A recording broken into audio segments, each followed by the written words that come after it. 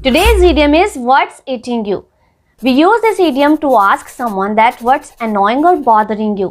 Means अगर कोई आपको परेशान दिख रहा है और आप जानना चाहते हैं कि कौन सी बात उन्हें परेशान कर रही है, तो उसके लिए आप इस idiom का यूज कर सकते हैं. For example, you are in a bad mood today.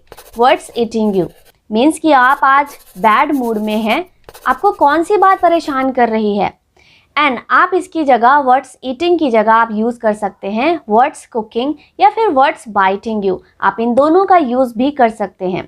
Now your turn, you have to make one sentence and write down in the comment below. Thanks for watching.